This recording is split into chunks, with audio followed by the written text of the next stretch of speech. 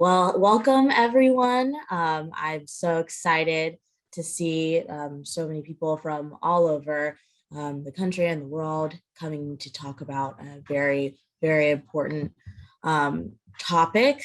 My name is Yolian, and I am a member of the Horn of Africa Pan-African Pan-Africans for Liberation and Solidarity group that is actually a BAP member as well as a member of AAPRP.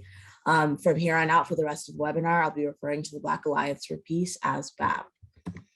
I'm excited, so excited to be introducing so many incredible speakers today from so many different backgrounds and have so many different types of expertise where we can discuss this topic in full.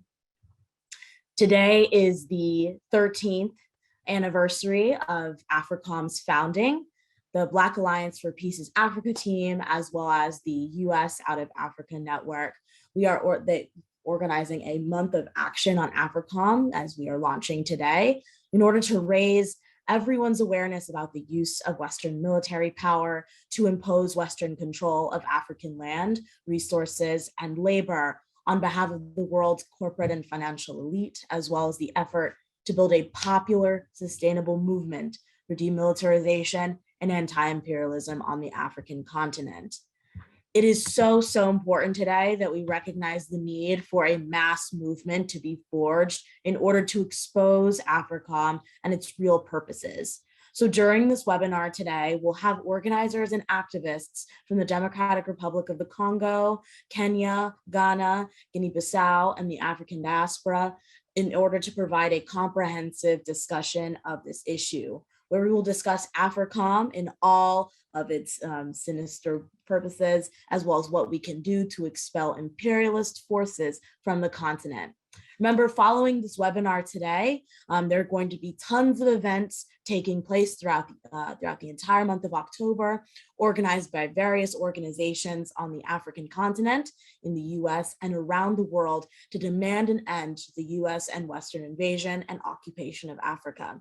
So please be on the lookout for more information on the month of action, and we really encourage everyone to organize a teach-in and several direct actions throughout the month, as many of our comrades have currently organizing within Nigeria, South Africa, Kenya, and beyond. Again, as I said, I'm so excited to be introducing several amazing speakers today. We have folks ranging from all over. We have Irene Asuwa from the Revolutionary Socialist League of Kenya, Salome from the Horn of Africa Pan-Africans for Liberation and Solidarity, Quasi Pratt Jr, Socialist Movement of Ghana, Imana Na Umoja from AAPRP, Guinea-Bissau, and PAIGC, Kambale from the Friends of Congo and Center for Research on Congo, as well as Dr. Ramsey Barood from the editor of the Palestine Chronicle. Please be on the lookout throughout the chat. Folks will be able to interact with us, and we definitely encourage everyone to be asking questions throughout. The way this webinar will work today is as I introduce these different speakers, we will have 10 minutes for each speaker to discuss from their perspective the role of Africom from wherever they are situated, as well as what we believe the next step should be on our end to organize against it for the shutdown of Africom. And then afterwards, after every single speaker, we will have a Q&A session. So please utilize the Q&A area at the bottom of the webinar here, where you can click on it and ask a question. We'll be able to go through it at the end. Once again, if you have any other questions or comments, keep interacting in the chat. We'd love to see everyone continuing to talk about this topic.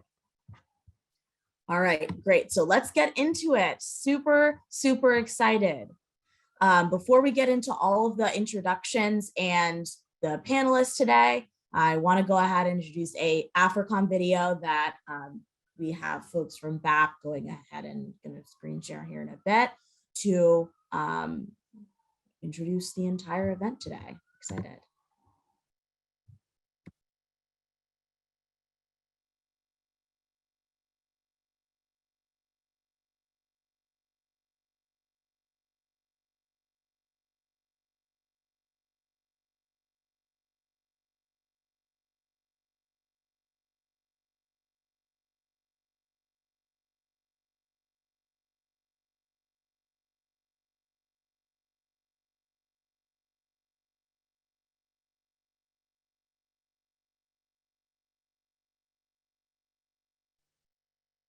Yeah, it looks like there's no sound.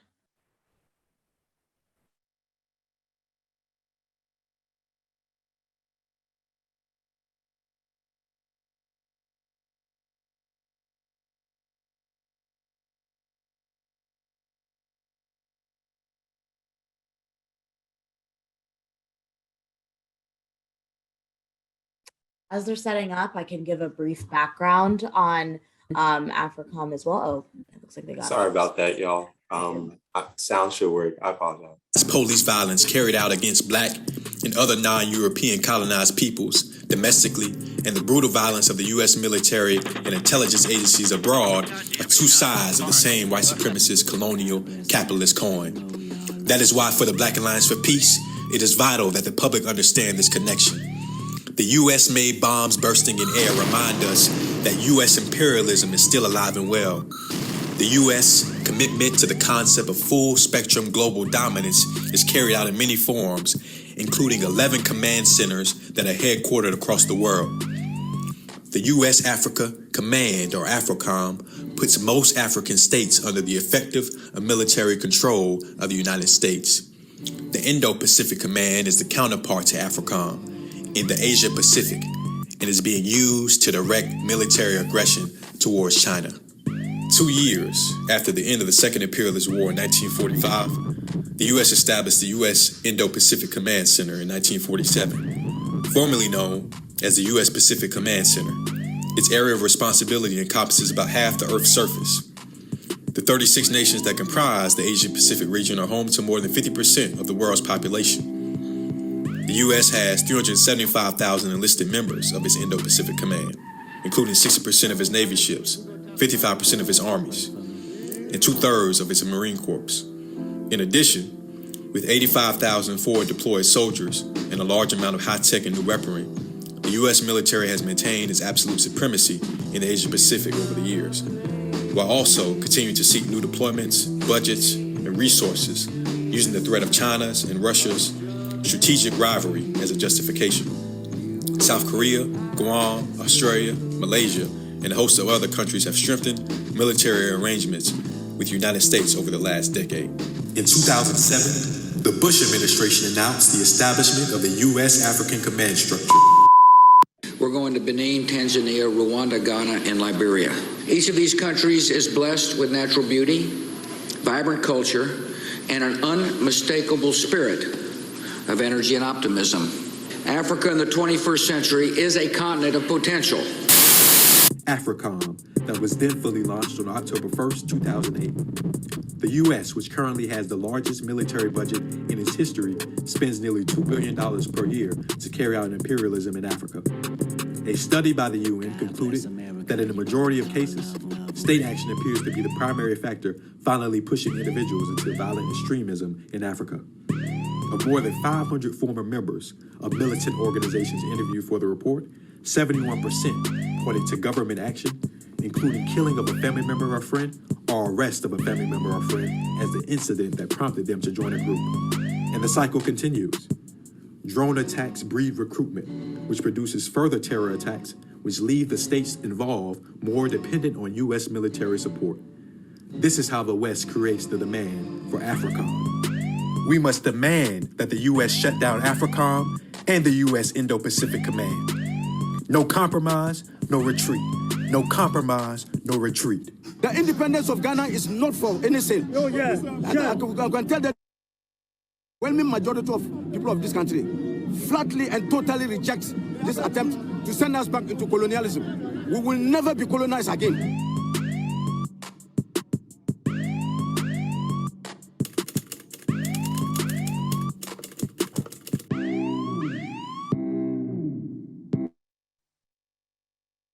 That was a dope video. Thanks to everyone at BAP for putting that together. It was a really great way to kind of give the history of Africom and kind of explain some of its impacts. So we're excited to get into it and have our speakers kind of get into this a bit more.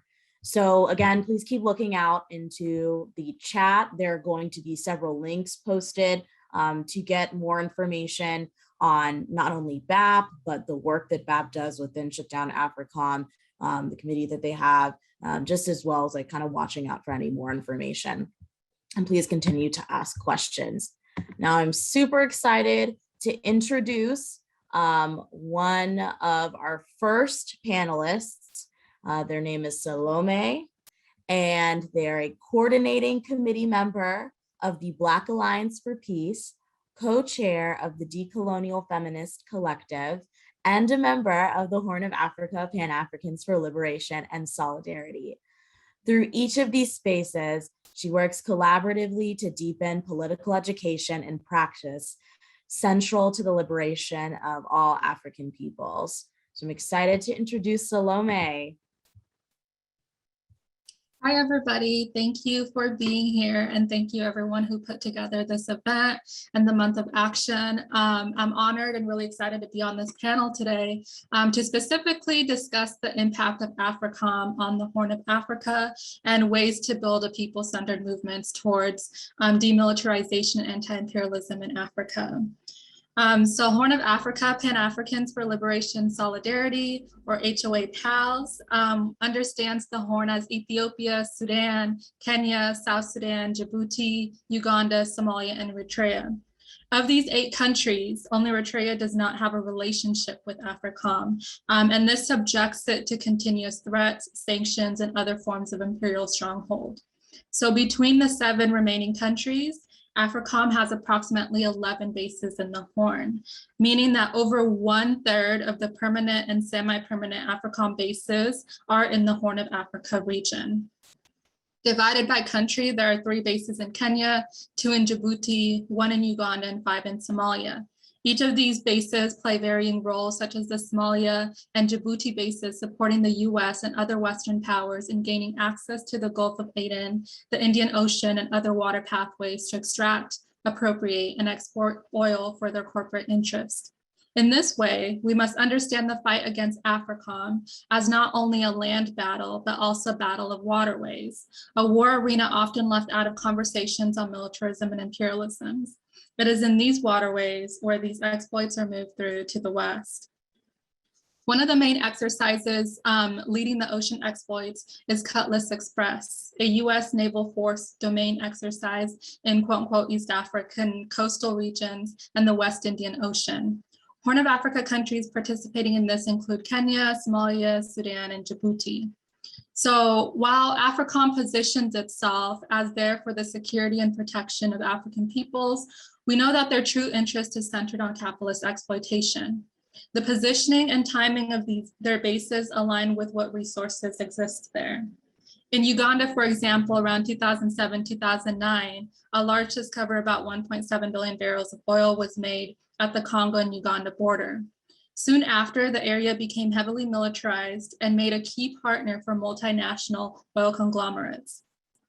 By 2012, the Blackish president, Barack Obama, conveniently announced he would be deploying US troops on the ground in Uganda in order to capture Joseph Kony.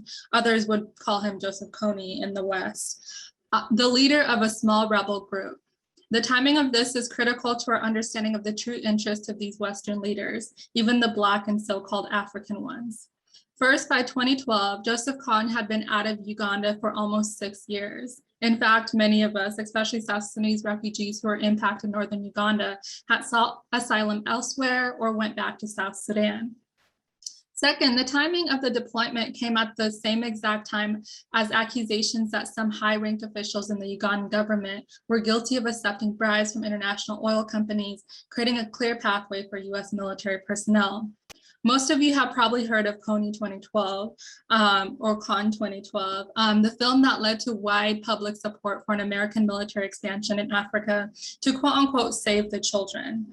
Obama's same administration who rationalized saving the children as a premise for further militarization in Uganda also signed multiple waivers to bypass congressional ruling that bars the US from providing military weapons to countries where child soldiers are trained, such as in South Sudan. So it's critical for us to be vigilant when certain cries are made around single quote unquote boogeymen such as Joseph Kony. When the death of African Black people, particularly children, are utilized as weapons to further exploit our people. The deployment of these forces in Uganda had less to do with Khan and all to do with securing American oil interests. Imperialists manipulate crises in order to advance their own national interests. They are not there for regional security, stability, or prosperity. The materialist impacts speak for themselves in this regard. The Horn of Africa Pan-Africans for Liberation Solidarity understands present-day policing in Africa, whether by Africom, the French, Britain, etc., cannot be divorced from the foundations of these very nation states. Though our focus is on the 8 Horn of Africa countries, we understand that many of these states were carved up and divided by European colonizers, and our liberation can only come from uniting our communities on the basis of Pan-Africanism and liberation movement building.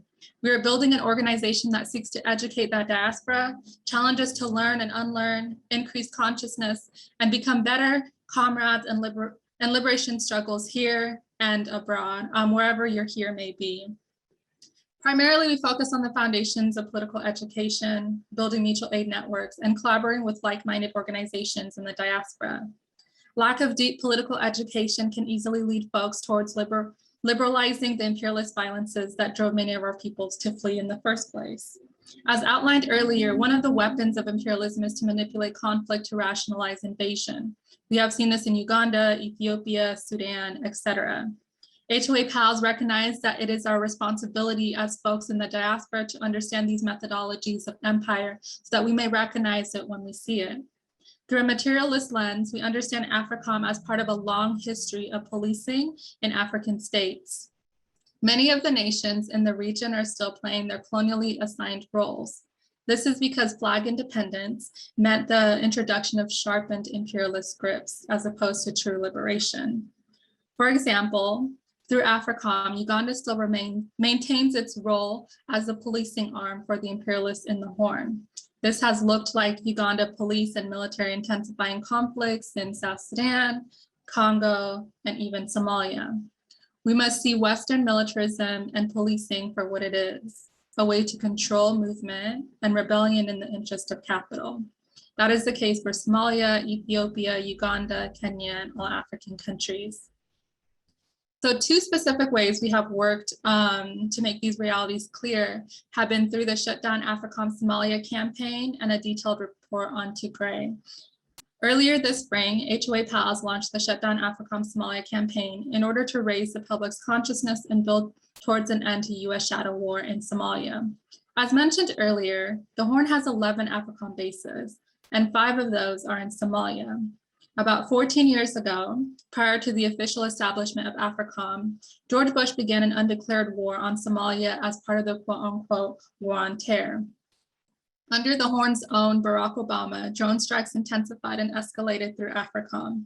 All of this has resulted in 249 declared US military actions on Somalia since 2007, leading to the displacement of hundreds and thousands of people. Right now, though some US troops have relocated to other parts of the Horn, there's still aggressive action on Somalia, including under the first Blackish woman Vice President Kamala Harris. As mentioned earlier, HOA PALs understands that the purpose of this war on Somalia is rooted in capitalist exploitation. Somalia's coastlines is on the Indian Ocean and is an access point to the Arabian Peninsula and Gulf of Aden.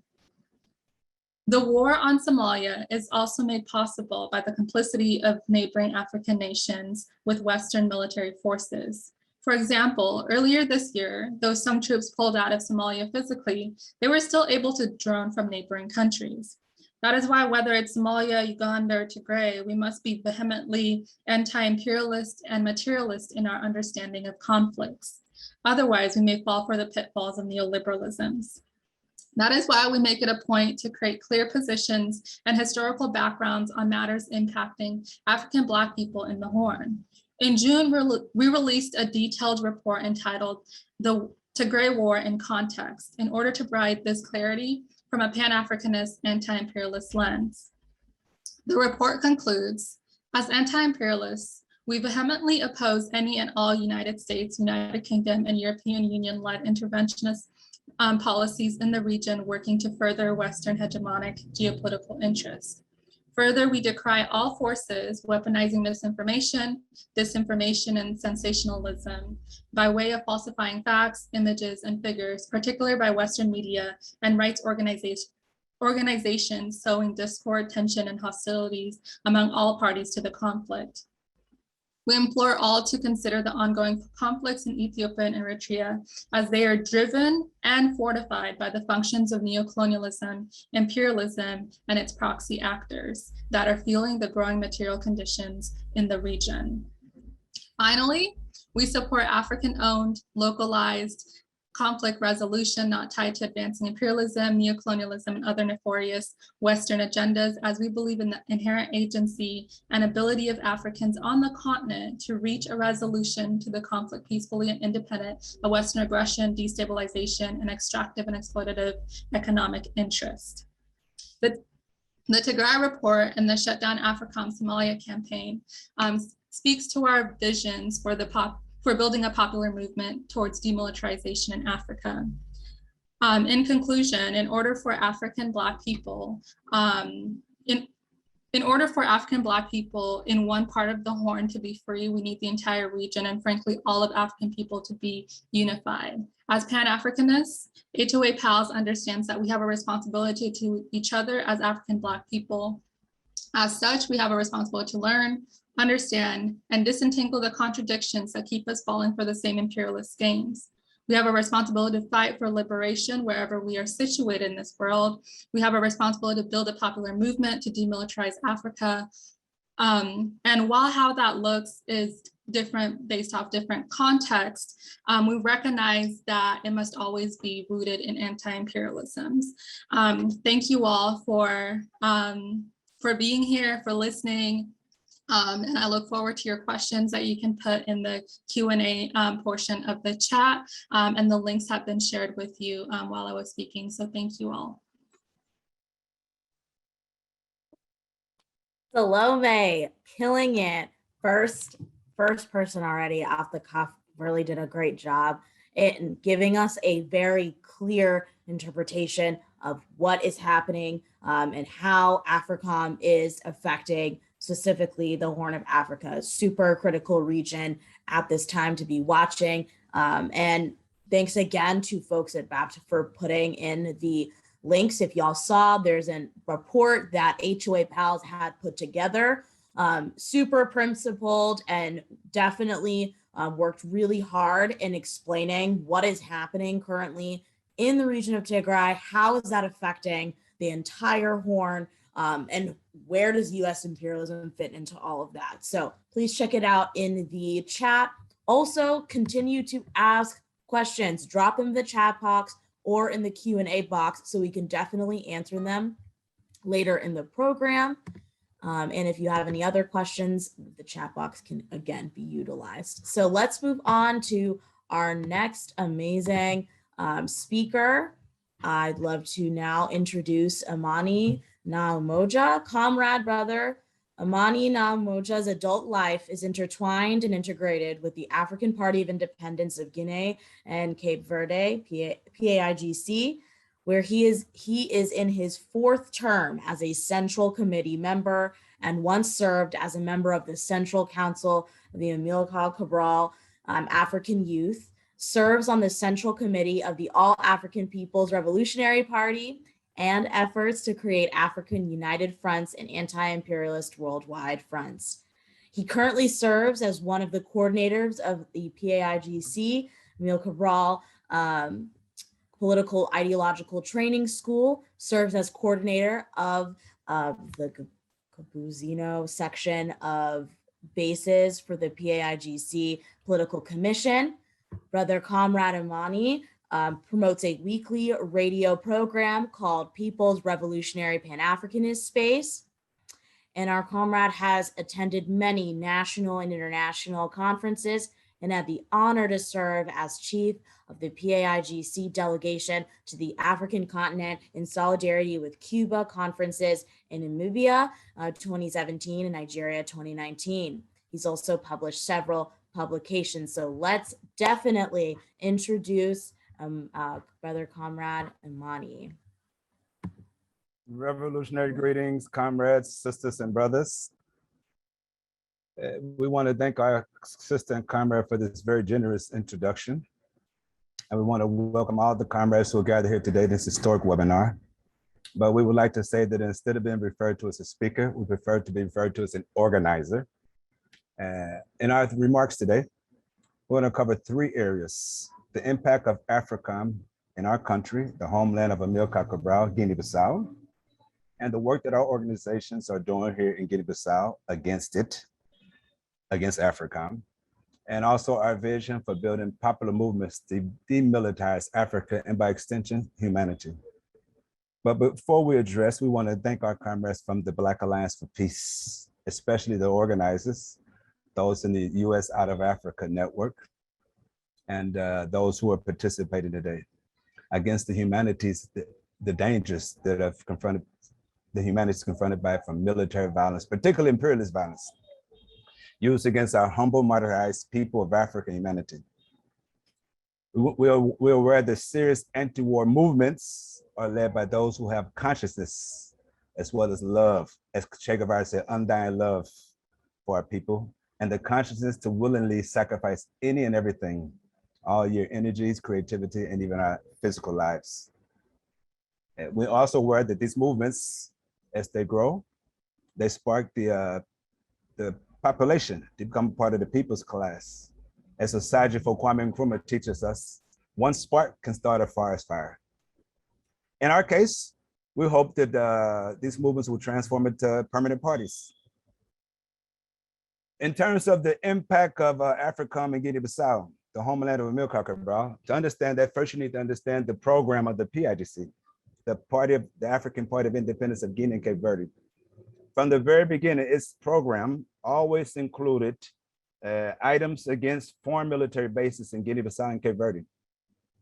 Secondly, it's good to understand that when we had to use the instrument of liberation, the arms, our people picked up arms to fight against not only Portuguese colonialism, but actually NATO, the North Atlantic Treaties Organization, because it was French guns, German bombs, napalm from the US, etc., that were used against us in this glorious armed struggle that resulted in forming our first democratically elected National People's Assembly, which on the 23rd of September, 1973, approved our first democratic constitution, which clearly stated that this newly formed Republic of Guinea-Bissau would be anti-imperialist republic and would not allow any foreign military bases in Guinea-Bissau. It's in our constitution.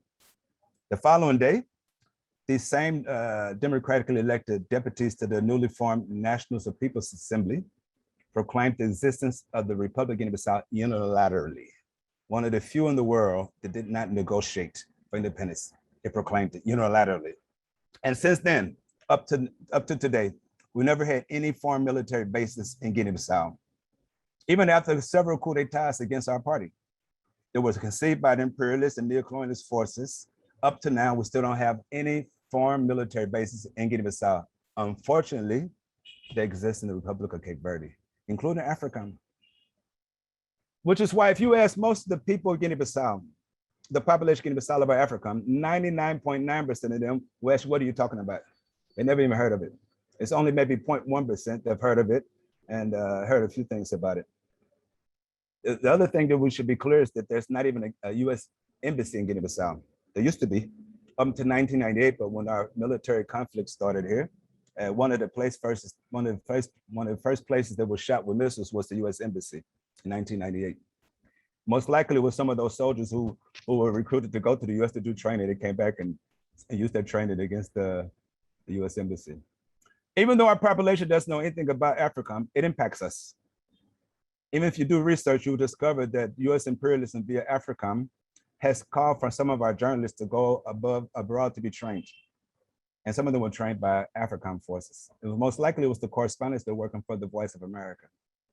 It wasn't the state that sent them. It's also, we also need to understand that even though Africom doesn't have bases inside the territory of Guinea-Bissau, they're right on our doorsteps. To the north of Guinea-Bissau is Senegal. There are Africom bases in Senegal, and especially in Casamance region. In the Casamance region, not only is it on the same border of Guinea-Bissau, but historically, up to about 100 years ago, it was a part of what was called Portuguese Guinea during colonialism. And that Africom itself, along with the French forces of defense and security, are involved with most of the recent coup d'etats that happened. And even with the recent coup d'etat in Guinea-Conakry, there's no question that Mamadi Doumbouya was trained by Africom. He was a member of the French Legion for years and also trained by Israel. It's also clear that it's a struggle over the resources. So these are some of the impacts that it has on Guinea-Bissau, because Guinea-Conakry, not only is it really the same thing as Guinea-Bissau, when it got its independence led by the PDG and its supreme leader, Ahmed Sékou Touré, that's where the PIDC had its main base. That's where the PIDC really grew up. The PIDC and the PDG really the same thing. The people of Guinea-Conakry made a lot of sacrifices for the independence of Guinea-Bissau. It was through there that we made most of our contacts with the revolutionary organizations in the world. So in short, Senegal, with this African basis and this neo-colonial government, is to Guinea-Bissau what Guantanamo is to Cuba, what the US is to Cuba. It's the base for all the reactionaries to attack Guinea-Bissau, to attack our sovereignty, to instigate instability. Together with French imperialism, they manipulate the puppet sham so-called governments to send in troops from the French neo-colonies to Guinea-Bissau after they instigate coup d'etats here through their regional bodies like ECOWAS, the Economic Community of West African States, which is mainly controlled, in addition to Nigeria, is mainly controlled by the French neo-colonies of Senegal. And even though right now this president is the neo-colonial president of Ghana. Then what they do is after the ECOWAS intervenes in our conflicts, they hook up, they organize military bodies where they send in these troops from the French neo-colonies, and they patrol our territory like they do in Nigeria. And then eventually they steal our resources, including our fish. So what is our organization doing in response to this? The PIDC, whose Central Committee we're honored to be on, to serve on, has been working against these imperialist armies since its creation in 1956. During the struggle against imperialism, against NATO and our glorious armed struggle, we coordinated our armed struggle with the MPLA of Angola, Frelimo in Mozambique, the Popular Movement of Liberation of Santa Maria in Principle, through an organization called CONCEP, CONCP. This is one of the structures we created to fight against it. And we've been maintaining close relationships and coordination with other imperialist forces, including those of Algeria, who whipped the French imperialists, including Egypt during the time of Nasser, who also whipped the Zionist forces of occupied Palestine. We coordinated very closely with Vietnam, particularly the Liberation Front, led by Ho Chi Minh and General Giap, and very closely with China, led by Mao Zedong and the Communist Party of China. That's where we got our first military training, but not the last. We also got military training from Cuba, Algeria, et cetera. And with close coordination with Osagie for Kwame Nkrumah before the coup d'etat in 1966, the day of shame, the 24th of February. Up until that date, it was actually Kwame Nkrumah who also contributed with Fidel Castro, Ho Chi Minh, and others to form the first Tricontinental Conference, which was the largest conference attended by anti-imperialist forces from Africa, Asia, and Latin America, held in Cuba. There, the PIDC helped to co-found the organization Solidarity with the Peoples of Africa, Asia, and Latin America, OSPAL, the largest anti-imperialist organization in the history of our world. The All-African People's Revolutionary Party, whose Central Committee we're honored to serve on, was conceived exactly for this purpose, to have political military coordination to wipe out these anti-people's forces like Africom and their cohorts, like the French imperialists, et cetera. Aside from what Kwame Nkrumah pointed out, and the strategies to coordinate our activities, he pointed out very clearly that our enemies coordinated in their political military struggle, so it behooves us to coordinate our political military struggle to liberate our continent. But as we talk today, we only have a few sisters and brothers who are dedicated to constructing this in reality, to forming an all-African People's Revolutionary Army, an all-African Committee for Political Coordination to build an all-African People's Mass Organization with key organizations like the PIDC, MPLA, FRELIMO, and even those who are gathered here today, just to name a few. But comrades, want you to know this is not new.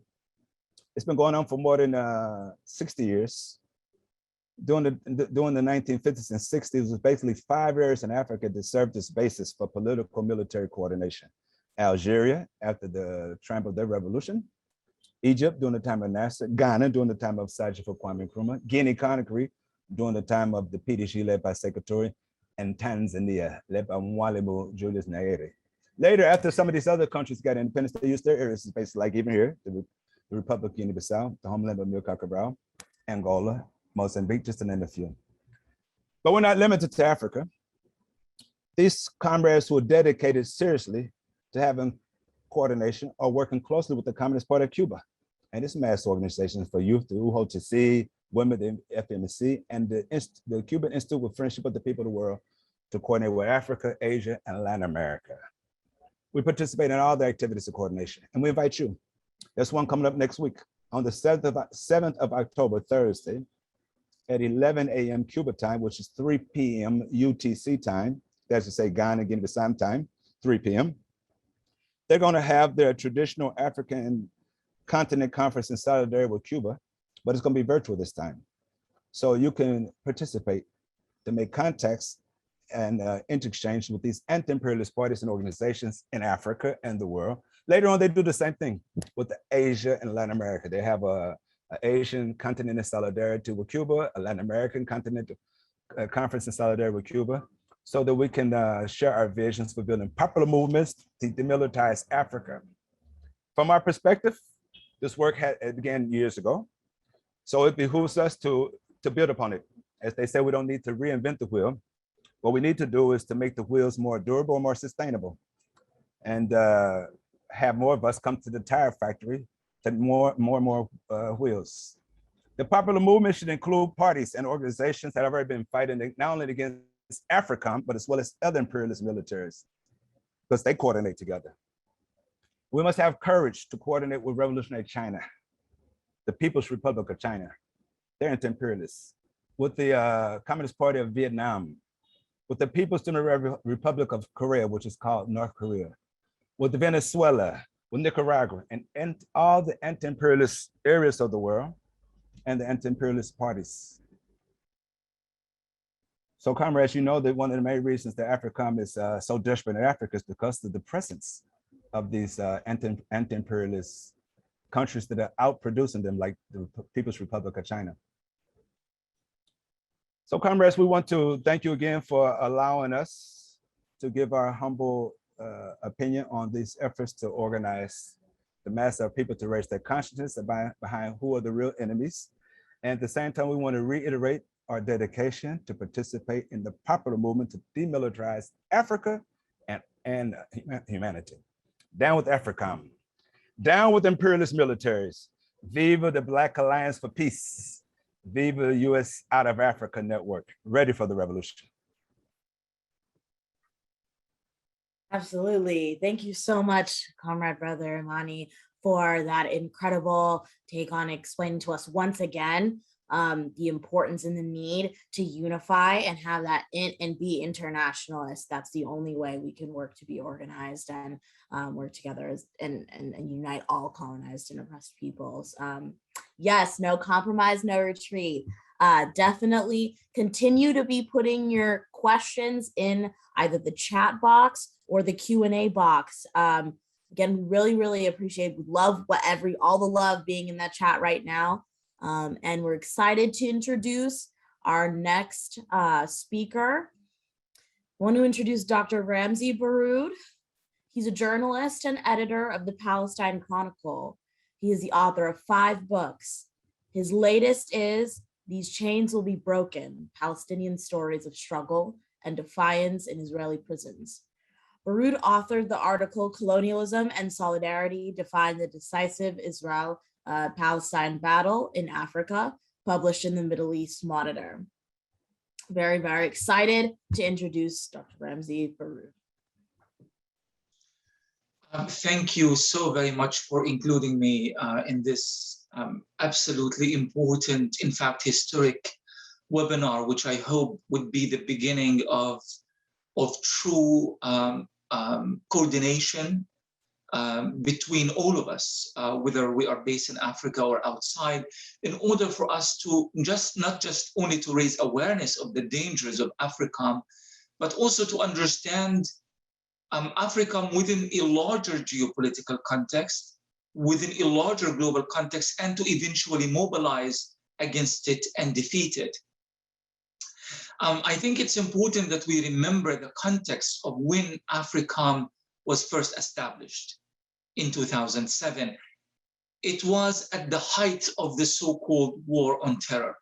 This was a time in which American imperialism was reaching a point of hubris and empowerment, that it felt that there is a historic opportunity to fill all the gaps, to move beyond the original targets of Iraq, thus the Middle East, Afghanistan, thus various parts of Southeast Asia, and eventually after the pivot to Asia by President Obama, to East Asia as well. I don't know if you guys recall, but at the time there was this large number of articles talking about, will the 21st century be Africa's century? Is this Africa's century? There are organizations that were actually established to promote the brand of the African century. And those of us coming from an anti-imperialist and anti-colonial background and understand how how colonialism works and manifests itself, especially in the post-classic colonialism, in neo-colonialism and post-colonialism, we understood immediately these kind of titles with alarm, that there is something not okay about the new Western discourse as far as Africa is concerned.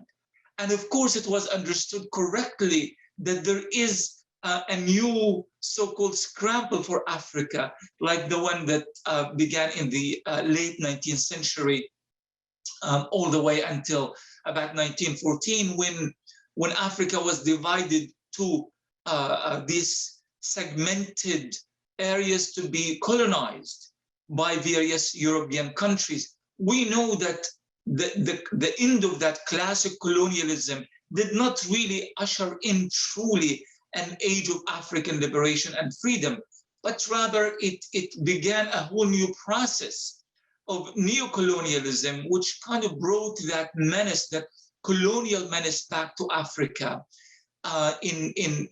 with vengeance, and that continues to be the case. So Africom is really part and parcel of this new understanding of the new African century, of the return to Africa, the new scramble for Africa. It is merely the military arm of a much more sinister political stratagem, a political and economic stratagem to exploit Africa and so forth. Let me just read, and I am aware of the time limitation here, but you know, when I was doing some research to see how mainstream media view Africom as of today, after all of these years, I landed on this article by one of the people, a journalist working for Foreign Policy magazine, who attended the Africa, the announcement of Africom at the time, and he's a bit, you know, questioning what has happened since 2007. But it really struck me the way that he presented his understanding and the mainstream understanding of what Africom is. And comrades, sisters, and brothers, sometimes I feel like it's actually quite critical to understand the political discourse from the viewpoint of the very people who are doing the exploitation in Africa and elsewhere, to really know what is it that they have in mind, as opposed to simply kind of preach to the choir and just talk amongst ourselves. What he says is this. He says, Africa's security challenges are well known. They include piracy and illegal trafficking, ethnic tensions, irregular militaries and violent extremist groups, undergoverned regions, and a theft of resources. The last challenge include oil theft, as well as widespread illegal fishing that robs the African people of an estimated $1 billion a year, because their coastal patrols lack the capacity to find and intercept suspicious vessels within their territorial waters and economic exclusion zones. As a military organization, most of our work consists of supporting security and stability programs in Africa and its island nations. Now, imagine this incredible language that is being used here, the language that is at work. If you go back to the original language used by the Western powers that met, I think in 1881, if I remember that the Berlin Conference and the Scramble for Africa, I might be off by a couple of years. It is very similar language. Colonialism was actually explained at the time as something that is going to be of benefit to the African people. In fact, some people who were seen as progressive parliamentarians and politicians in France in particular, but other European entities at the time, justified colonialism as a way to fight slavery in Africa. I mean, imagine the kind of the moral assignments that they assign for themselves, and they are so fully satisfied with the ethics of their actions. So they don't see themselves as colonizers and exploiters of African resources and people. They don't see themselves as people who are reigniting the old colonial circles. They see themselves on a moral mission to save Africa from itself. And this is where Israel comes. Now, Israel, of course, is not the only party that outside that paradigm that comes there like, like vultures looking for opportunities, ready to offer, supposedly economic and technological and security incentives to those Africans who can't seem to get it right ever in exchange for political favors. And this is really, really quite interesting, the Israeli model here, because for a long time, Africa shunned Israel. And they shunned Israel for two reasons. Number one, because African countries saw themselves as part and parcel of a larger body politic that extended from the Middle East to South America, to various anti-liberation and anti-colonial movements in Asia and elsewhere. So it was a natural response that African countries that had diplomatic ties with Israel rejected Israel part and parcel. And as a result of this, Africa was seen by the US, by Israel, by the West in general, as a dangerous area because Palestinians were getting a lot of solidarity, but not only Palestinians, but many anti-liberation or anti-colonial national liberation movements. One thing that is really quite interesting, that for many years, Zionism was viewed as a racist, an ideological racist movement. And that was verified by the United Nations until under American pressure, I believe in 1991, the UN was forced to remove that clause that considers Zionism as a form of racism. But if you do a little bit of research on the issue, you will actually find it wasn't the United Nations that began the conversation on Zionism being a form of racism. It was actually African countries that created that clause. It wasn't even Arab countries. It wasn't even Muslim countries. It was African countries that created a parallel between Zionism in Palestine and between the apartheid racist movements in South Africa and other parts of Africa.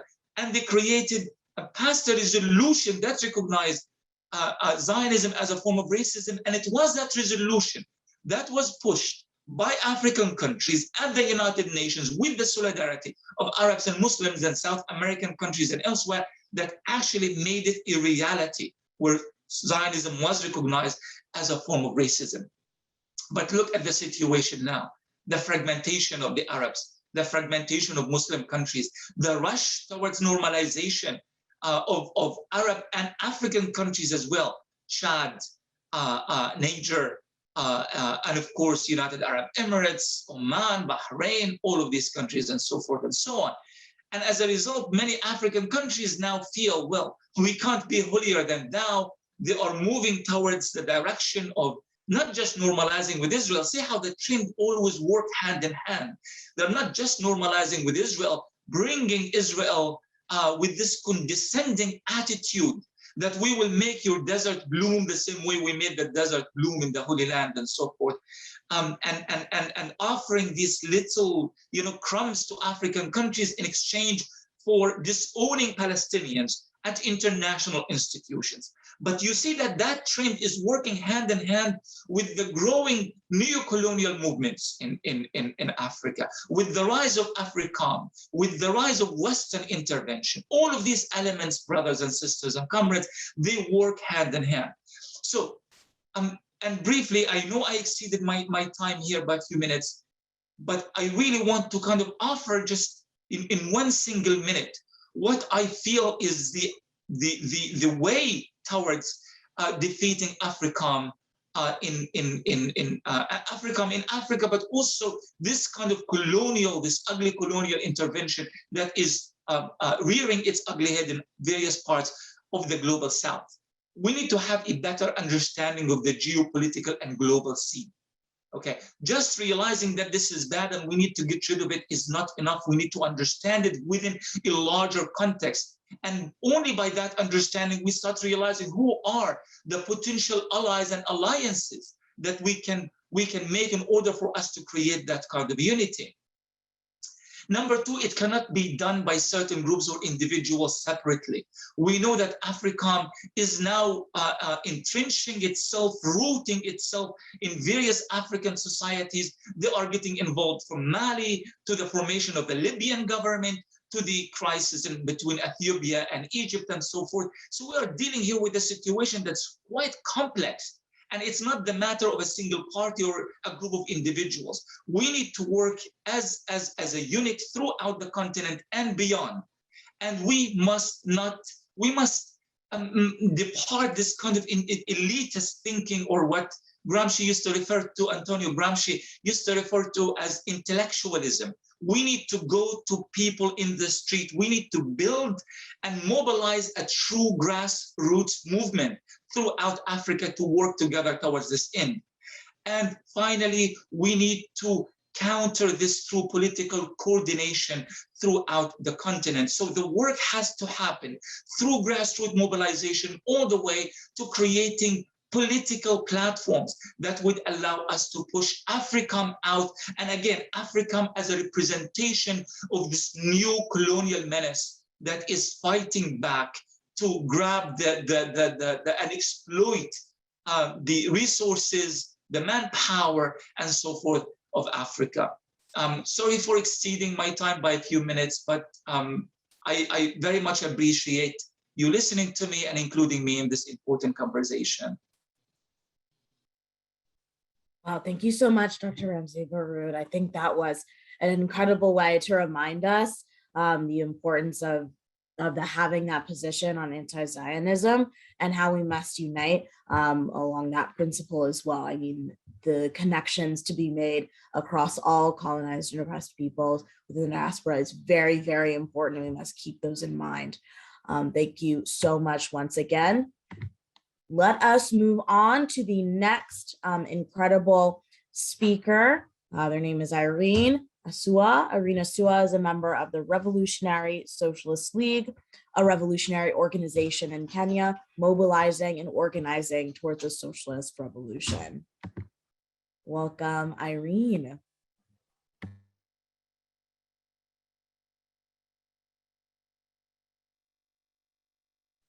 You're muted. Sorry. Thank you. Some of the things I had wanted to say have already been spoken about by the previous speakers, so I think I'll just narrow down to the Kenyan context. Yes, we have military bases in Kenya, foreign military bases, and as much as we don't have like physical confrontation with the military, like in the sense of the Kenya Defense Forces, the Kenya Navy, and the Kenya Air Force. A lot of our troops fight proxy wars, and have, at the moment, we have some of the Kenyan troops being used to occupy Somalia. And a few months ago, some more troops were sent into the Democratic Republic of Congo.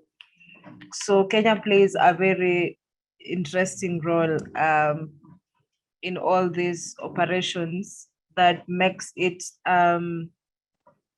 easy to confuse people.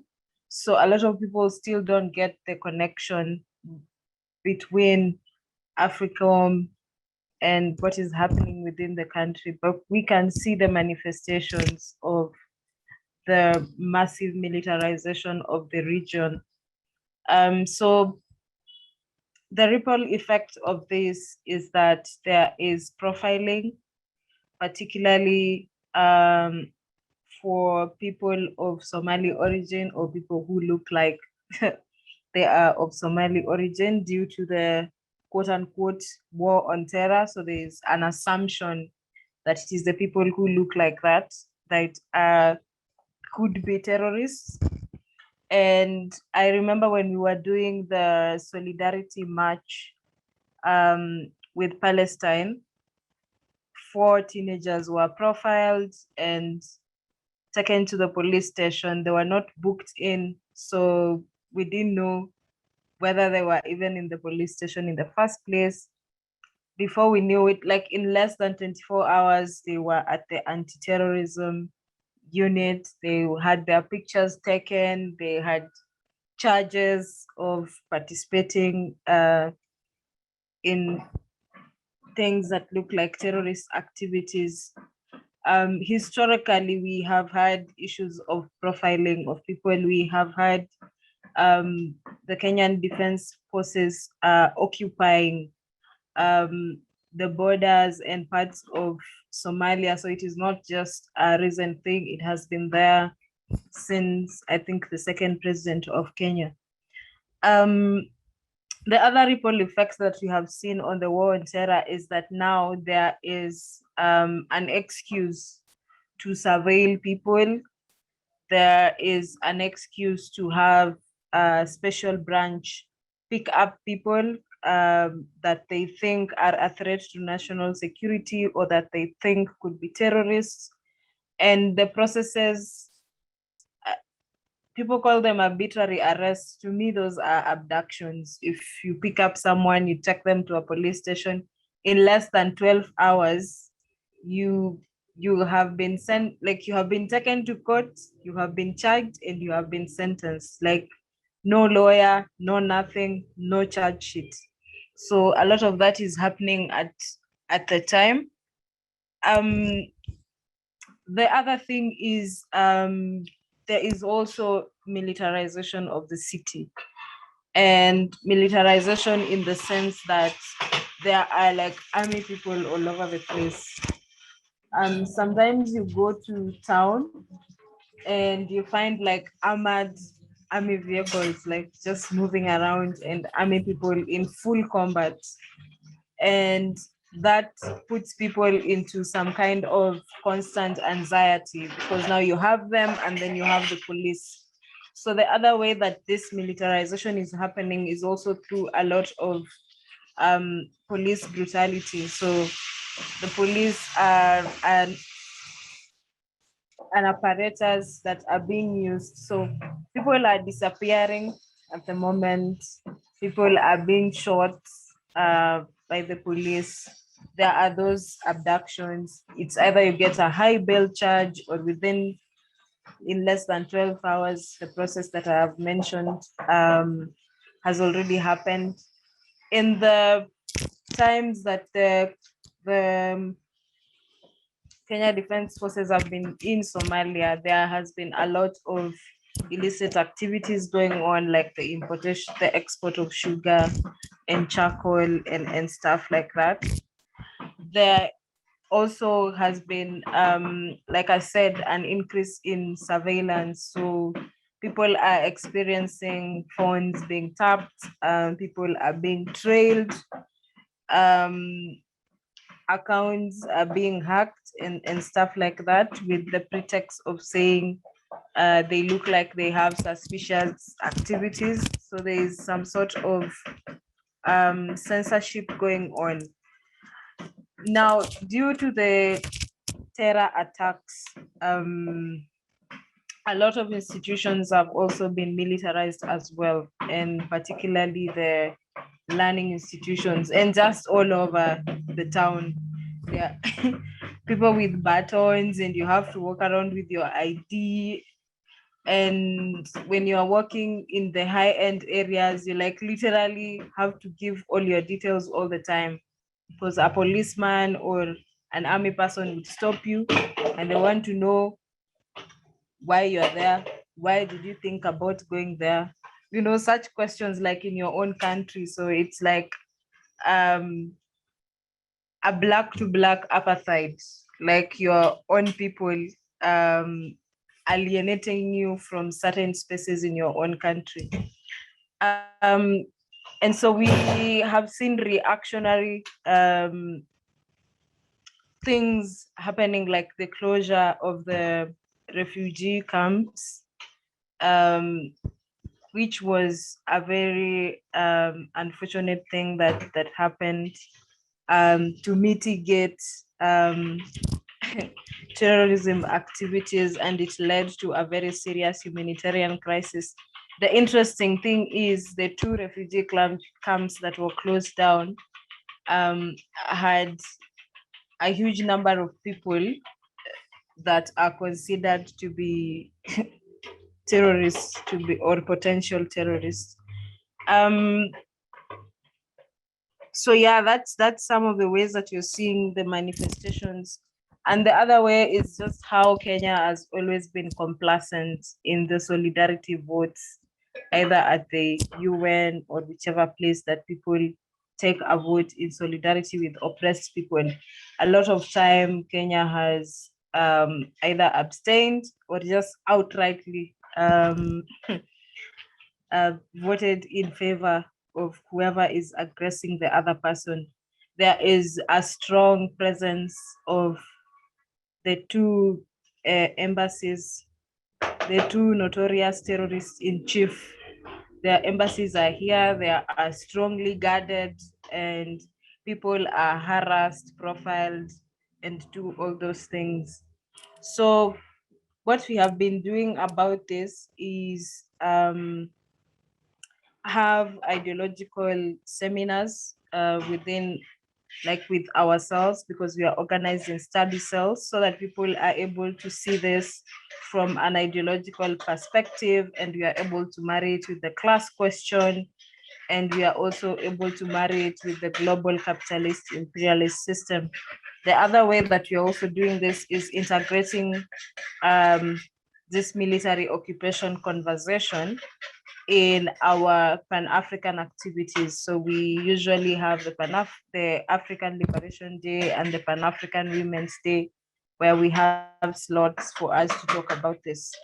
The other way that you're doing this is we also have occasionally anti-imperialist online series. So we do webinars or Twitter storms just to highlight some of these things that happened. Lastly, I think the last manifestation that we are seeing, the ripple effect of this militarization this side, is more and more countries in the neighborhood are giving access to the Israeli government to set up their embassies. So like in Tanzania, there has never been an Israeli embassy. We have seen that. We have seen countries voting in favor of Israel to have an observer sit at the AU. I don't know what more they want to observe, since clearly they're already surveilling people all over. So probably they want to be cocky about it and tell us to our faces that they are surveilling us. Thank you. Thank you so much, Irene, for kind of giving us a lot more detail on the context of militarization, how that impacts specifically Kenya, and sort of giving us like incredible examples. We really appreciate your perspective. So now we can move on to another incredible speaker. I'd like to introduce Kambale Musavuli, a native of the Democratic Republic of Congo, writes on issues affecting the people of the Democratic Republic of the Congo, and has served for the past decade as the national spokesperson for the Friends of the Congo, a group that raises global consciousness about the situation in Congo and provides support to local institutions. He is currently an analyst with the Center for Research on Congo, focusing on Kwame Nkrumah's legacy in the development of Ghana. I'm so excited to introduce Kambale. Thank you, Comrade. Thank you to all who presented earlier. As Comrade Irene said, I will echo her sentiment that some of the points I wanted to discuss have been touched on. So I will try to touch on those that was not discussed. Before I start, I want to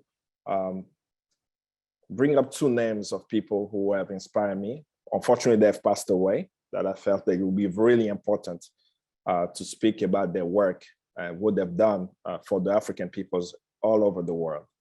One is brother Comrade Glenn Ford, a very impressive analyst. I've learned so much from him.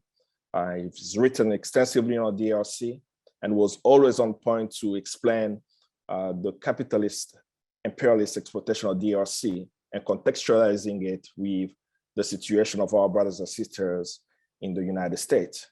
And the other is Nita Evele, a Congolese woman activist who was at the forefront on the question of justice for the DRC.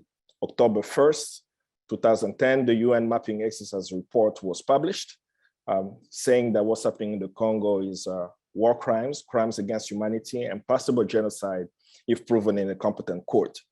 She was among the many Congolese women who've been at the forefront of the fight for justice in the DRC. I want to dedicate my presentation to both of them as we discuss how we can bring an end to the increased militarization of the African continent, and as well as what we can do together to make that a reality.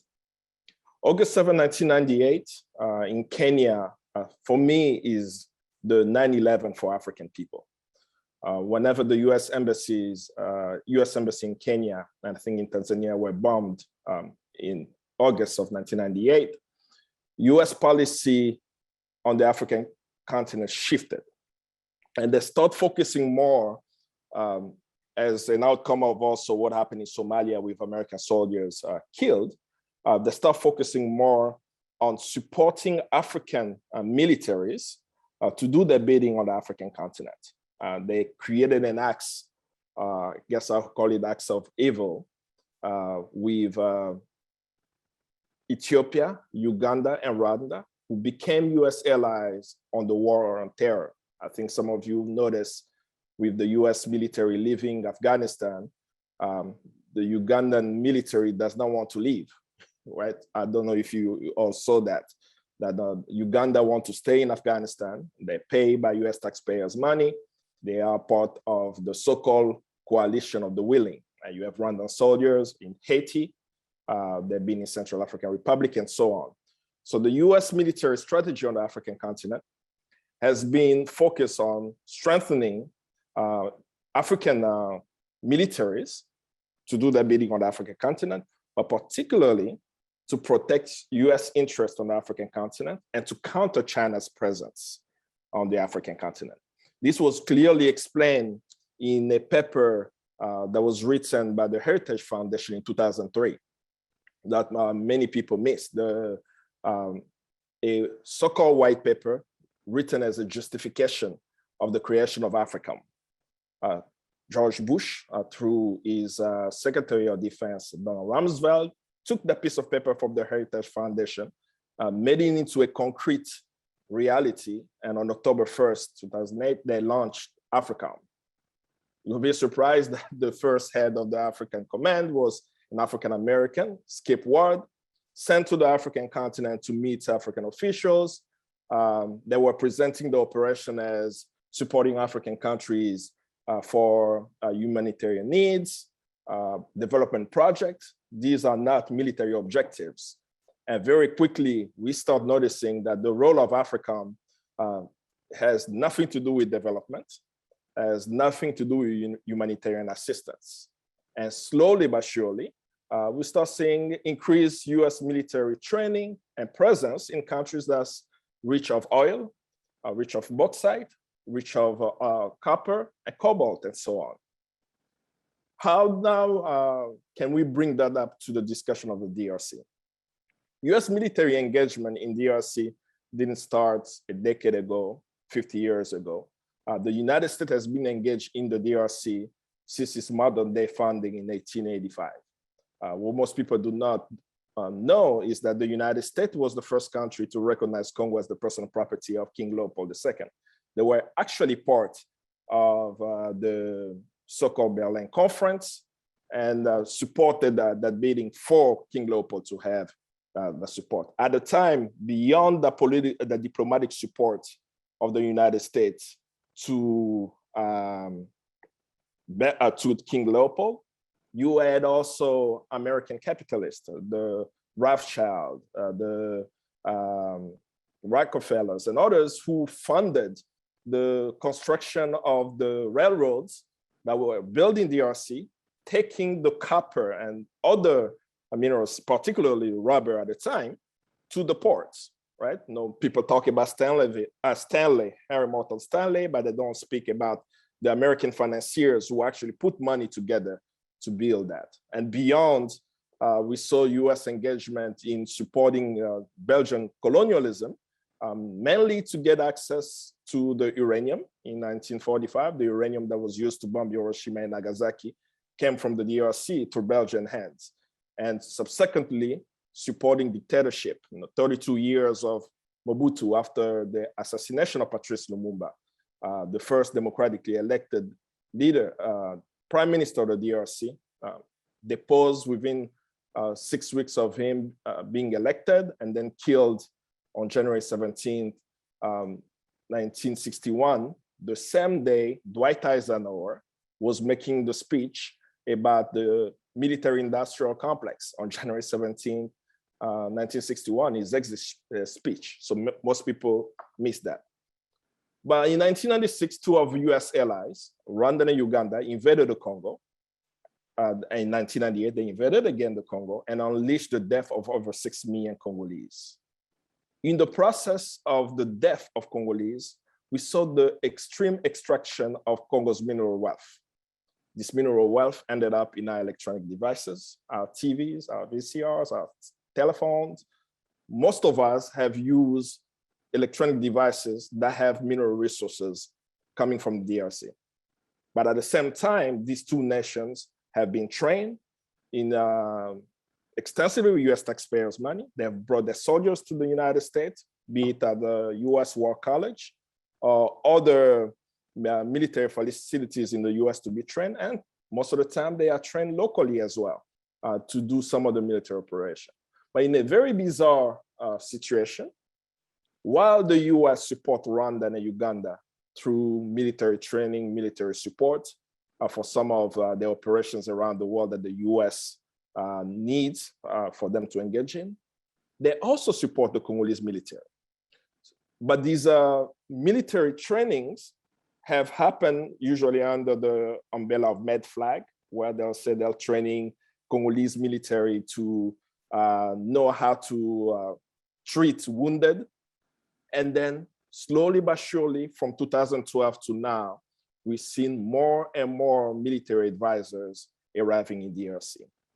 And this became very apparent that the United States, in the shifting of the political dynamics on the African continent, in the importance of the DRC for the geostrategic needs, that they want the US military to be very engaged in DRC. They have taken control of a Congolese military base called Base, which is in the northeast part of the DRC. It was seen as it's presented as a military outpost, but extensive military training is happening there. And in the beginning of 2021, while China sent its foreign minister to the DRC in the middle of the pandemic, while the Chinese foreign minister forgave some of the loans that the DRC has, discussed development program that the DRC needed. That same month, 2 weeks after the visit, Africom soldiers show up in Kinshasa, summon civil society members who surprisingly went to these meetings, meet with local officials, sign military agreements. And this past summer, we see at the same time as the US military is leaving Afghanistan, a group of American special forces are ending up in DRC, where they are discussing going after ISIS, without going into the longer explanation of why, after 2 decades of war and 6 million Congolese people dead, that the DRC now has the best intel in the world, that they are now talking about ISIS in DRC. Beyond the discussion of ISIS, we must know, why are they in DRC today? We are in the global crisis for resources. Some of you may know that there is a shortage of,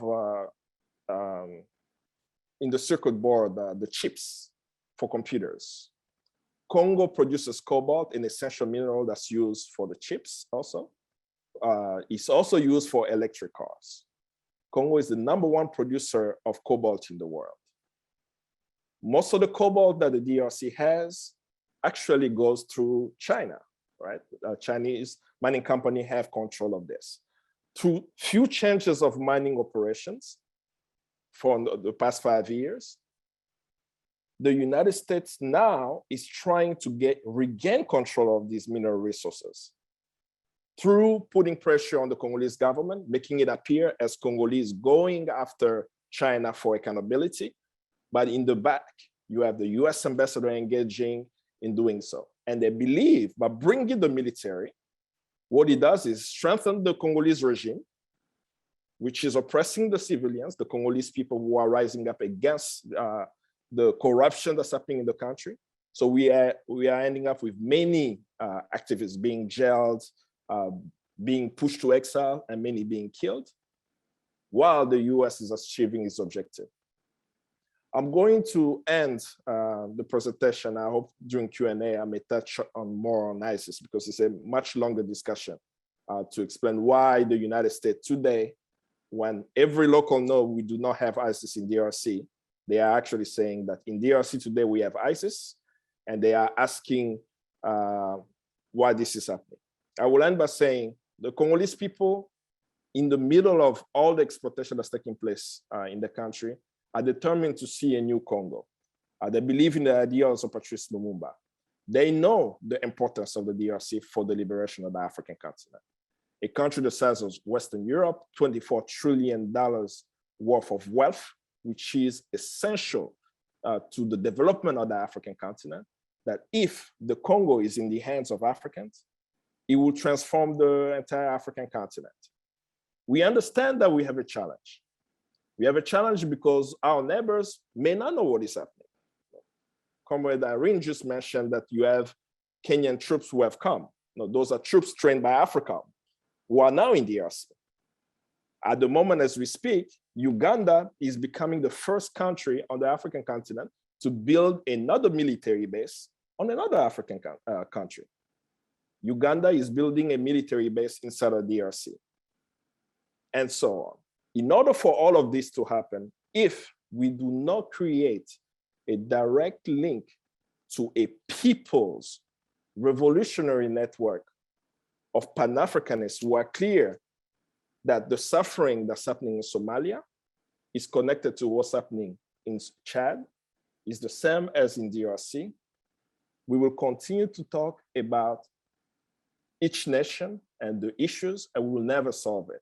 Because those who are fighting us, we are talking about Africom. Africom is not fighting by itself. Africom is fighting with friends.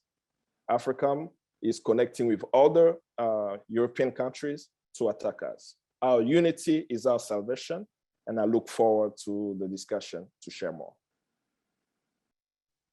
Wow, that was incredible. Thank you so much, Kambale, for the incredible analysis on honestly answering the question in the context of the Congo, but also recognizing, like you said again, that our unity is our salvation. I think that was so great. Thank you so much, Kambale. Now I'd like to move on to our another, last but not least, incredible speaker and panelist, Quasi Pratt Jr. But before I get to that one, I just want to remind everyone to please continue to ask all the questions in the chat, not the chat box, sorry, the Q&A box.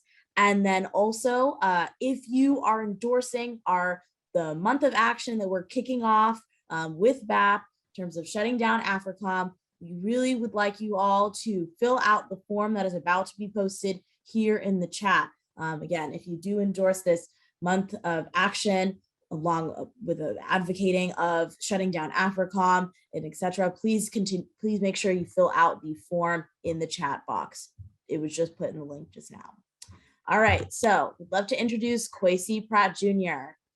Quasi Pratt Jr. is a Ghanaian journalist and managing editor at the Insight newspaper. He is also the general secretary of the Socialist movement of Ghana.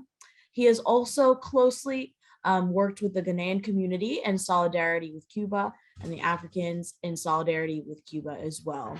I'm excited to introduce Quasi Pratt Jr.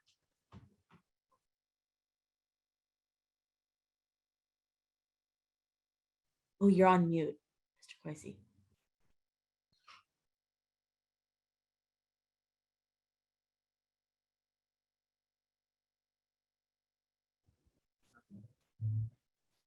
Comrades and friends, I hope you can hear me now. It's a great pleasure to be part of this discussion, which is itself part of the broad struggle of the working peoples of Africa and the world to rid themselves of blatant and naked exploitation and oppression. The history of the empire's military, the history of the exploitation of the African people, the history of the domination of the African people, the history of the attempt to dilute and to destroy cultural expressions of the African people has a very, very long history. And I think it's important for us at least to remember 1452 or thereabout, when the papal bull was signed by the Pope of the Catholic Church, which authorized King Afonso of Portugal to go into Africa, to spread Christianity, and to kill those who resisted, to seize their property, to take their wives. This was the beginning of the misuse of the military power of the West, of the imperialist forces, to pillage, to carry out pillaging in Africa, to destroy the African society and to enslave the African people. But that was not all. The transatlantic slave trade was made possible by the military might of the colonialist powers, by the forces of imperialism. The transatlantic slave trade was made largely possible because of a collaboration between the ruling elite in the West, in the imperialist capitals, and the ruling elite in Africa, who captured our forebears, the best of our doctors, the best of our engineers, and so on, to work as beasts of burden, to build the foundations of what today is referred to as Western civilization.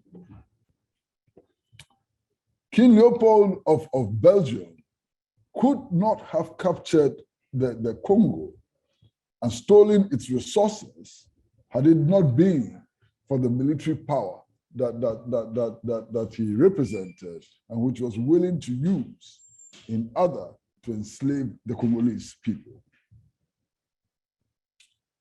Today, we are talking about Africa, but I think it's absolutely important that we realize that Africom does not stand in isolation.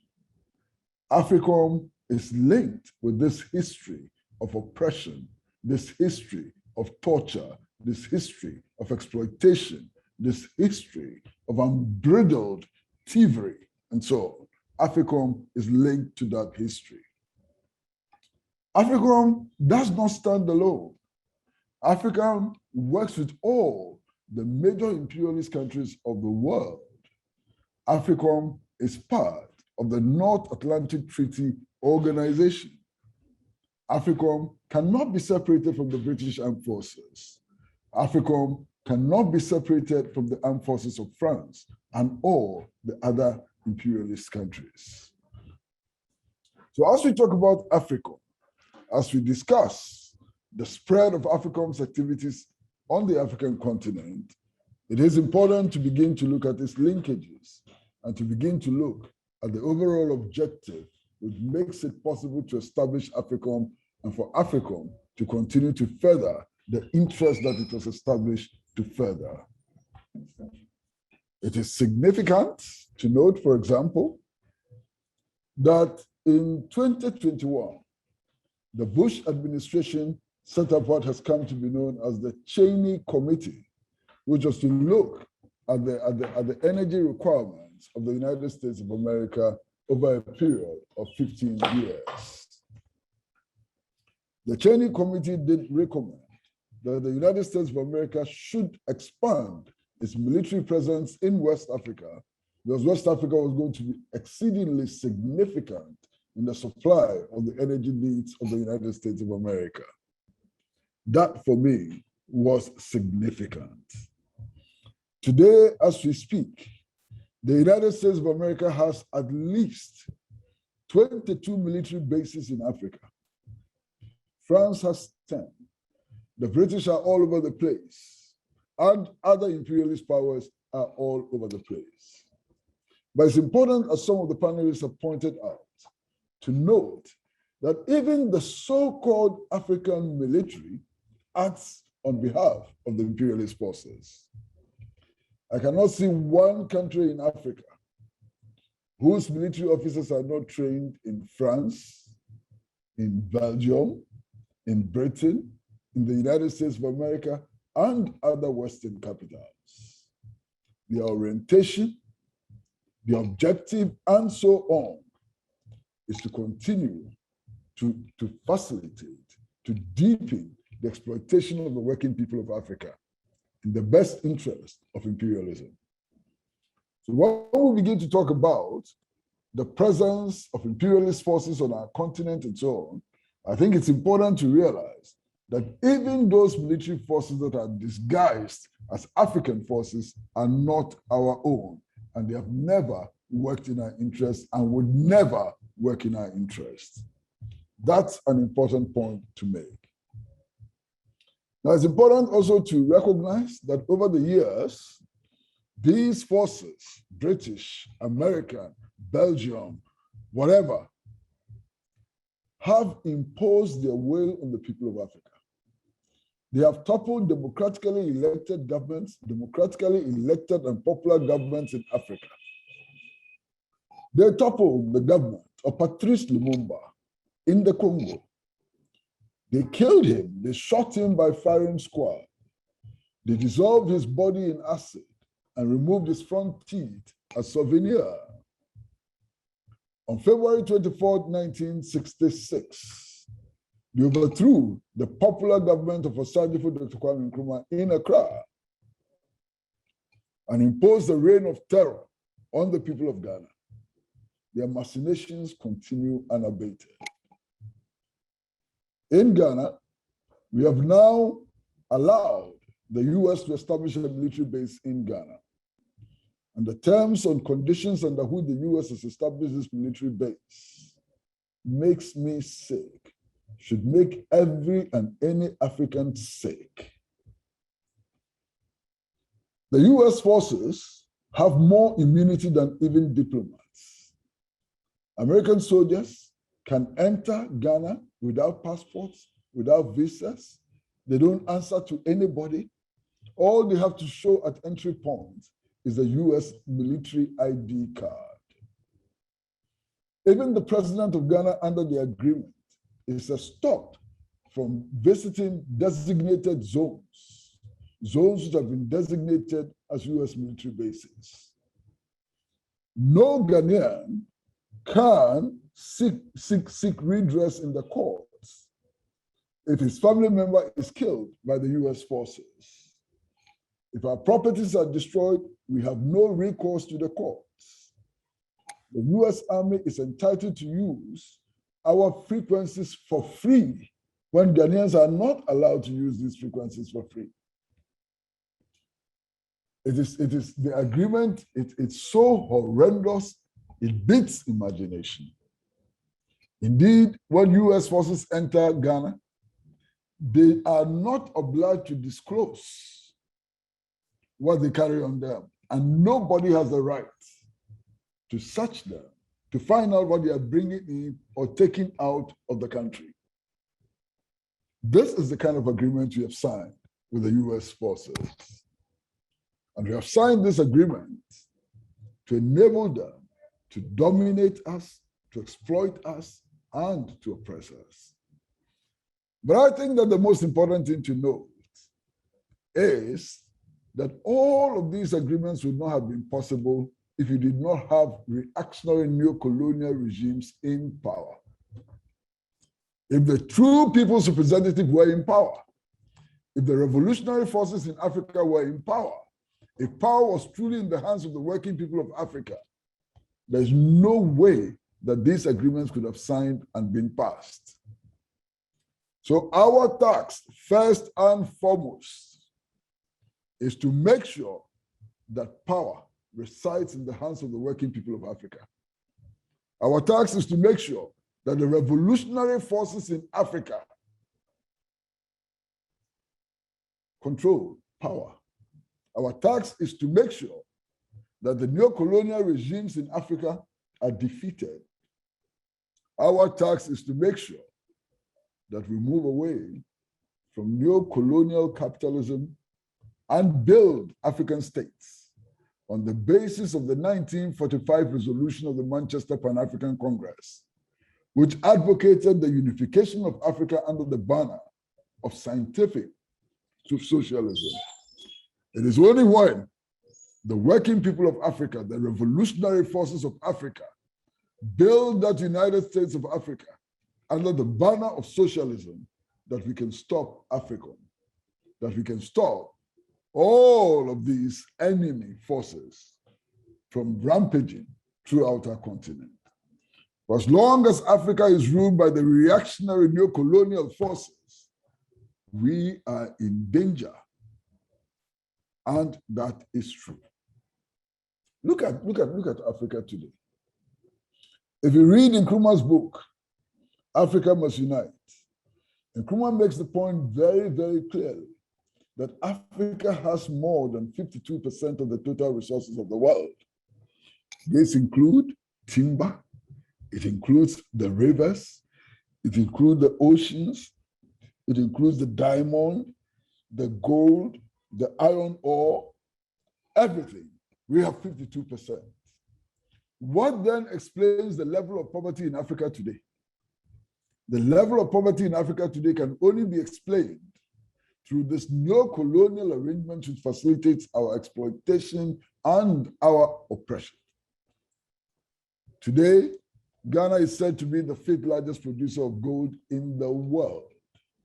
And yet Ghana's currency continues to tumble.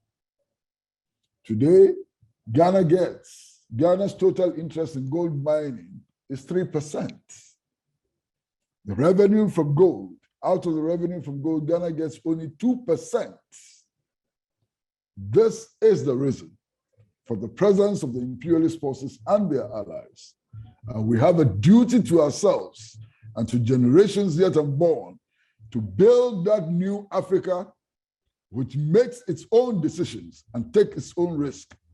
We must build that new Africa whose people, whose working people, whose farmers, whose teachers, whose workers control their own destiny. And this is the only way to stop Africom from festering on the African continent. Thank you, comrades.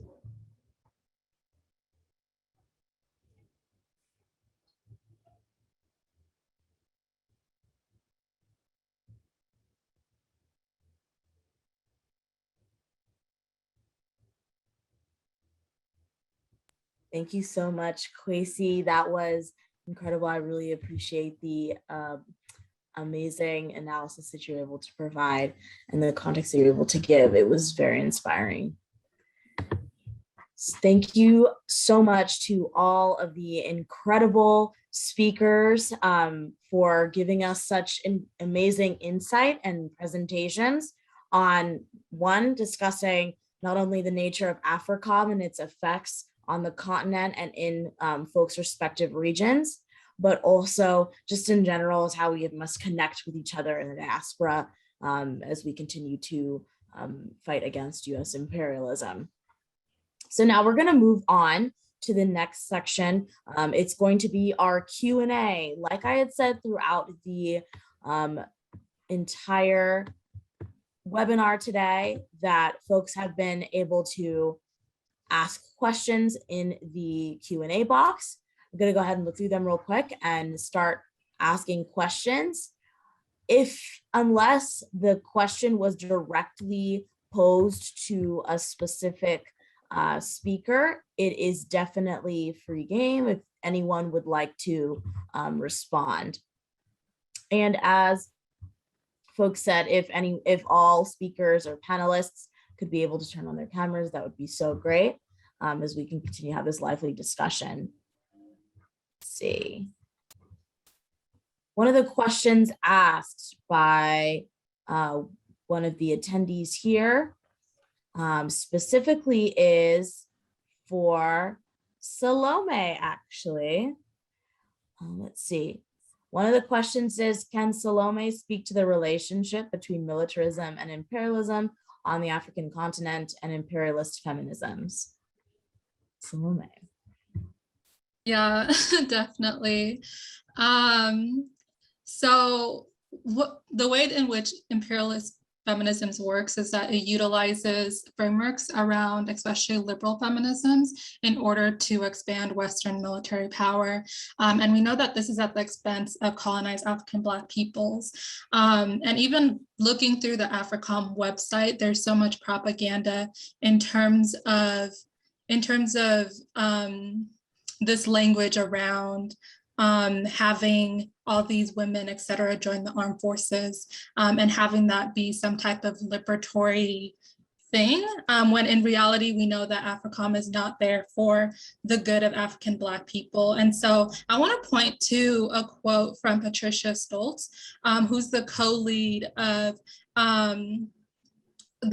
for WPS at Africom. And she says, countries are more peaceful and prosperous when women are afforded equal rights and opportunities, which include serving in meaningful ways within their country's defense and security sector.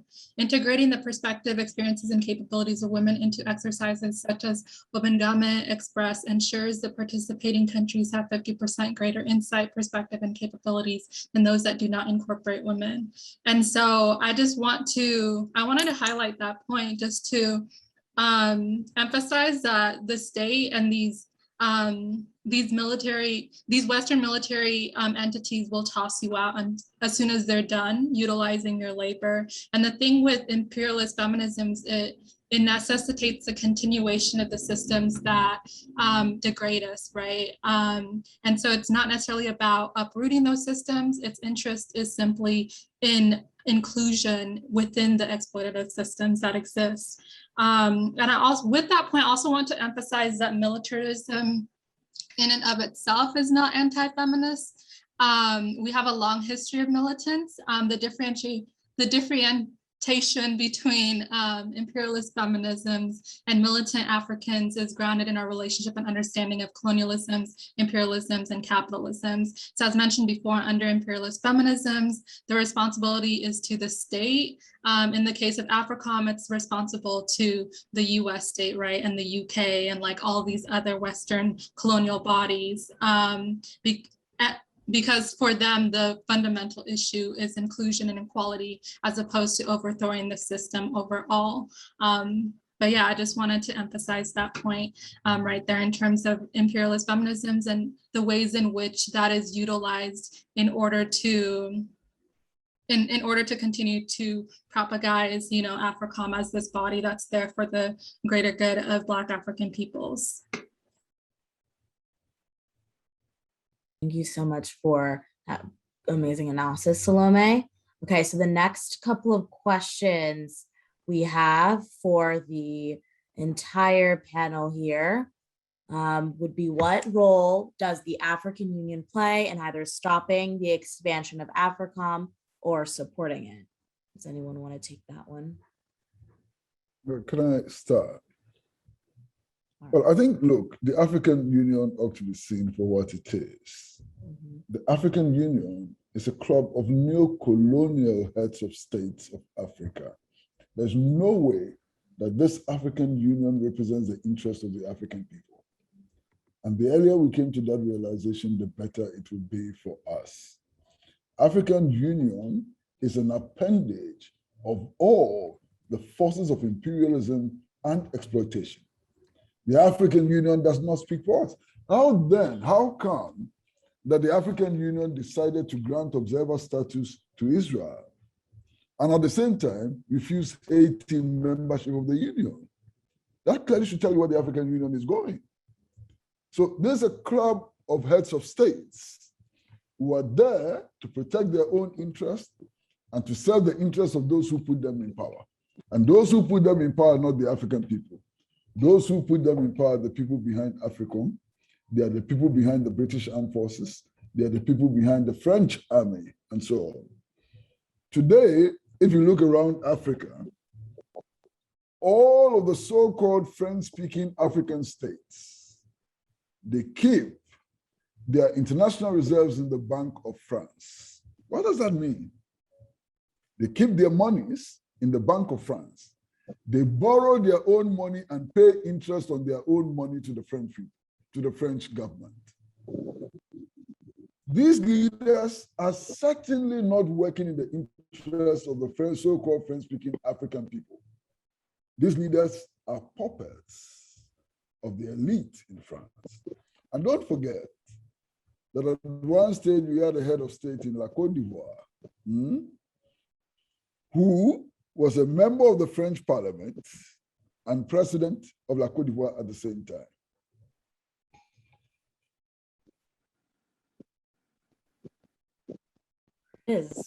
Thank you so much for that response, Mr. Quasi. And I'm going to ask a few more questions at once. So if folks want to be able to kind of take a stab at a few or all of them, feel free to do that. So the next couple of questions that we'd like to discuss is, folks are asking y'all to talk about the level of consciousness with the countries under Africom's assault. How effective is Western propaganda? Is it as powerful as it is here in the US? Is there any growing awareness of the imperial aggression by the peoples of the different countries? If anyone would like to respond to that as well. Speaking for Kenya, I think it's even more powerful than the US. I don't know.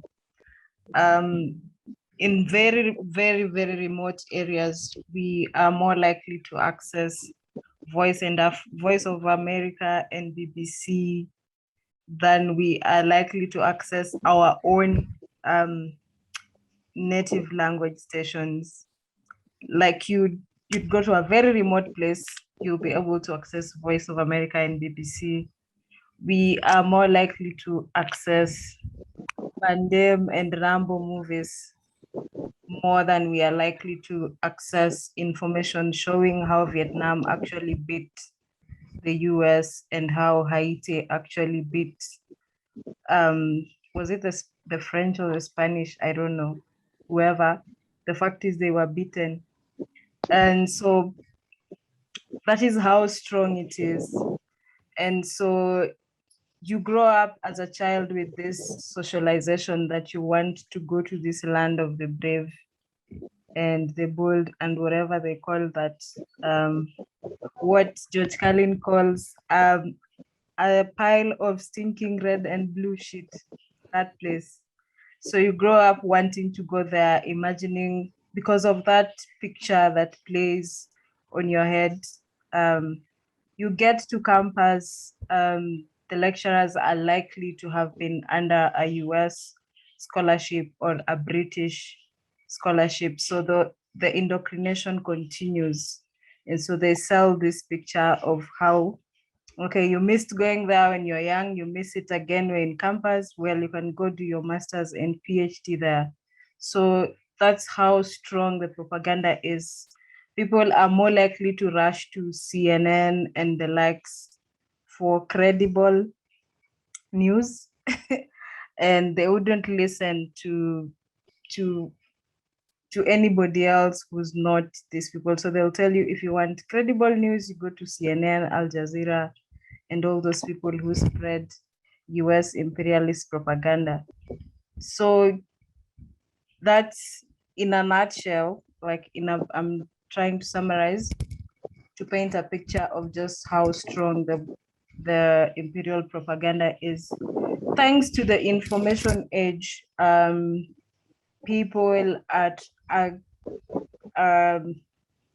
widening their perspectives more. A lot more people are awakening, because it's a little bit harder to lie to people at this time, because a lot of things you can look up and find them. However, there is still censorship even with the information age. And so we have governments in the neighborhood. We have not had an issue with our internet, but in Tanzania, Uganda, and Ethiopia, it has become more difficult to connect with people, because either Twitter is shut down, WhatsApp, Zoom, and every other platform that you're able to reach out to people via. So we are trying to navigate, but particularly for Ethiopia, it is a shame that we're just next to our neighbors, and it's like we don't know what's happening in Ethiopia. So we haven't said anything about Ethiopia, because we also don't want to put out information that we are not sure of yet. Ethiopia is just here, like you can cross the border and get to Ethiopia. And I guess it's the same thing with DRC. Like there are people in Congo that we can converse with, you know, using our native languages, but it is still that difficult to really get information from the people in Congo themselves to us, because it's basically just families and communities torn apart with boundaries, and that's how serious it is. It's difficult to connect with your own people.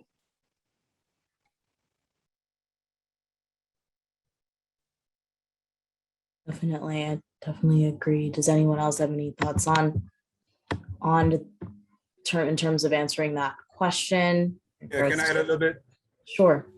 Okay, first of all, I want to just add on to what my brother and comrade Quasi Pratt Jr. said about the African Union and Africom. I agree with everything he said. Just want to add a little salt onto it. Comrades could just do some cursory research. The African Union actively collaborates with the Africom, actively. And the African Union has what they call a subsidiary policy, where they delegate their power to the regions.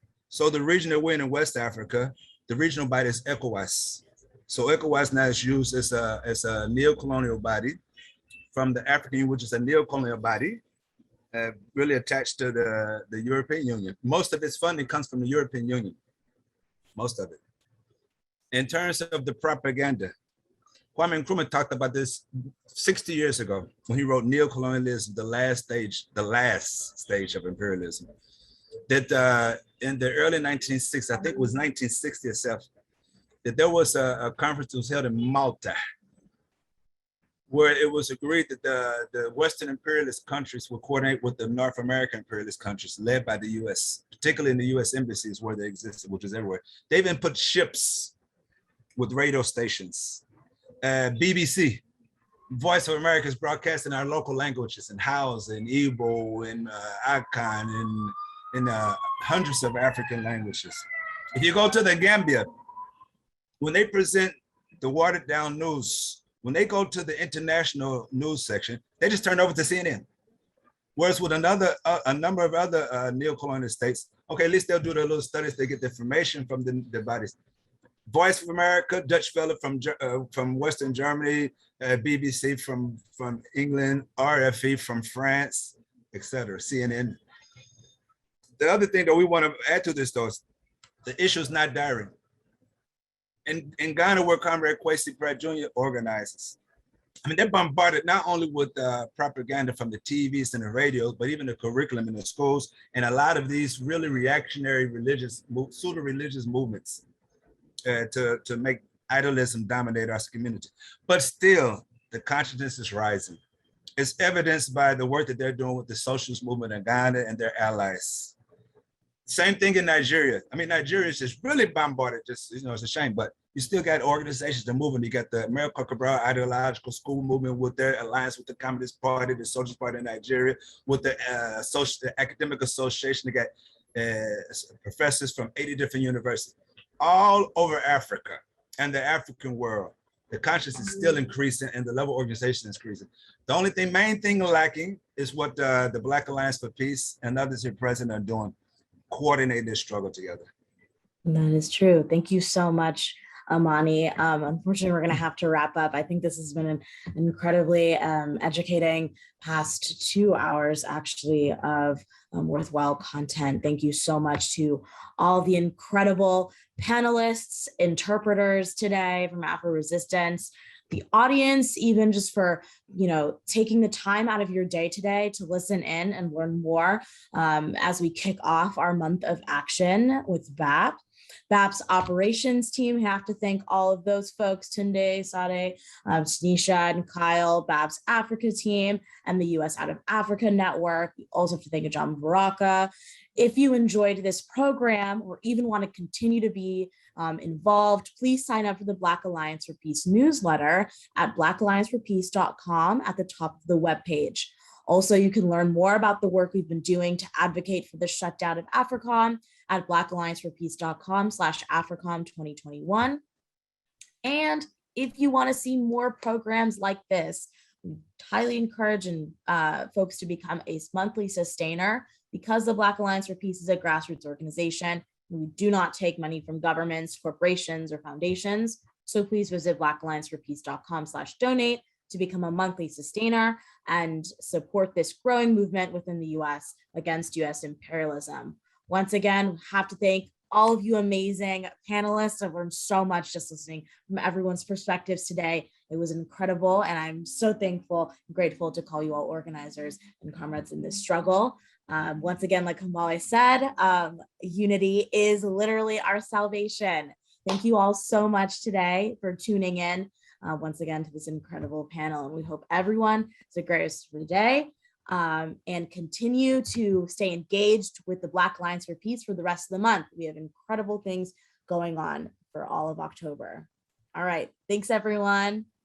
Thank you, comrade. Ready for the revolution. Aluta.